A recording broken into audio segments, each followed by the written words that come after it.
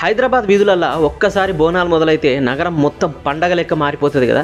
ఎక్కడ చూసినా దేవాలయాలు, వీధుల్లో పూల తలతలలు, బాంబుల మోతలు, డప్పులు, అరుపులు, ఇలా ఊరంతా ఒక పల్లకిలాగా ఊరేగిపోతుంది. కానీ ఈ భక్తి వీధుల్లో ఇప్పుడు ప్రభుత్వం కొన్ని కొత్త నియమాలు తీసుకొచ్చింది. ఎందుకంటే పండగ ఏదైనా సరే భద్రత మొదటి బాధ్యత కాబట్టి. ఈసారి జూలై నెలంతా పండుగలు, ఊరేగింపులు, జాతరలే ఉన్నాయి కాబట్టి అందుకే హై అలర్ట్ తో ఉంది ప్రభుత్వం.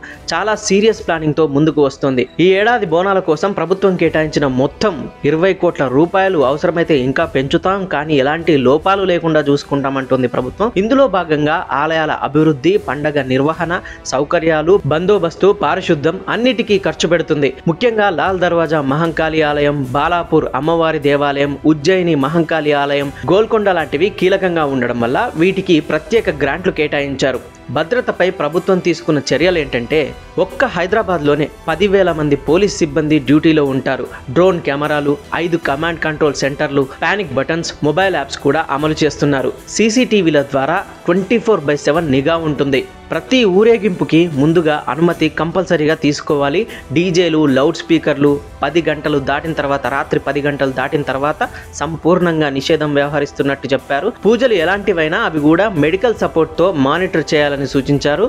బోనాల ఊరేగింపుల్లో మద్యం, గంజాయి, డ్రగ్స్ వాడకం లేకుండా స్క్వాడ్ టీం పనిచేస్తున్నారు. సీసీటీవీ కెమెరాలు, కమాండ్ కంట్రోల్ రూము, డ్రోన్స్ ఉపయోగించి పండగ మొత్తం కూడా పూర్తి నిఘాలో నిర్వహణలో ఉంటుంది. మహిళల భద్రత కోసం మహిళా పోలీసులు, షీ టీమ్స్ ప్రత్యేకంగా ఉండనున్నారు. ఇంకా హైదరాబాద్లోని మహంకాళి దేవాలయాలు, లాల్ దర్వాజా, బాలాపూర్, ఉజ్జయిని మహంకాళి దగ్గర బందోబస్తు అతి కఠినంగా ఉండబోతోంది. ఎందుకంటే ఒక్కసారి అక్కడ జనం పోటెత్తితే ఊహించలేని గందరగోళం, మళ్ళీ తొక్కిసలాటలు, ప్రమాదాలకు దారితీస్తుంది. కాబట్టి చాలా జాగ్రత్త తీసుకుంటున్నారు. అందుకే బ్యారికేడ్లు, క్యూ లైన్స్, వైద్య బృందాలు అన్నీ కూడా రెడీగా ఉన్నాయట. ఇంకో ప్రత్యేకమైన విషయం ఏంటంటే, ఈసారి బోనాల పండుగ సందర్భంగా ప్లాస్టిక్ యూసేజ్ కంప్లీట్గా నిషేధించాలని నిర్ణయించుకుంది. జిహెచ్ఎంసీ ఇంకా ఆలయ కమిటీలు వేసి పర్యావరణాన్ని కాపాడుకుందాం అనే విధంగా ఎకో ఫ్రెండ్లీ బోనం పాట్స్, ఇంకా రీయూజబుల్ బ్యాగ్స్ మీద ప్రోత్సాహం ఇస్తున్నాయి.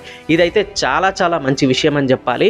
ఇంకా ఎప్పటికప్పుడు రోడ్ల క్లీనింగ్ కోసం అయితే స్పెషల్ జిహెచ్ఎంసీ టాస్క్ ఫోర్స్ అనేది ఉంటుంది. ప్రజలు తీసుకోవాల్సిన జాగ్రత్తలు ఏంటో ఇప్పుడు చూద్దాము. బోనాల సందర్భంగా భక్తులు ఎవరైనా కావచ్చు భారీ వజ్రాభరణాలు, బంగారం విలువైన వస్తువులు ధరించకూడదని చెప్తున్నారు. ఉత్సవాల్లో పిల్లలను ఒంటరిగా వదిలిపెట్టకూడదు, వాళ్ళని ఓ కంట కనిపెడుతూ ఉండండి. ఇబ్బందులు క్రియేట్ చేస్తే మాత్రం కఠిన చర్యలు తప్పవంటుంది ప్రభుత్వం. అనవసరమైన గొడవలు కూడా పెట్టుకోకూడదు. తాగడానికి కానీ వాడుకోవడానికి కానీ నీరు, శానిటైజర్ తప్పకుండా తీసుకోవాలి. ఎక్కడైనా మీకు రద్దీ జనం ఉన్నప్పుడు మీకే ఉపయోగపడుతుంది. ఇంకా ఎవరైనా అనుమానాస్పదంగా కనిపిస్తే వెంటనే పోలీస్ హెల్ప్ లైన్కి కాల్ చేయాల్సి ఉంటుంది.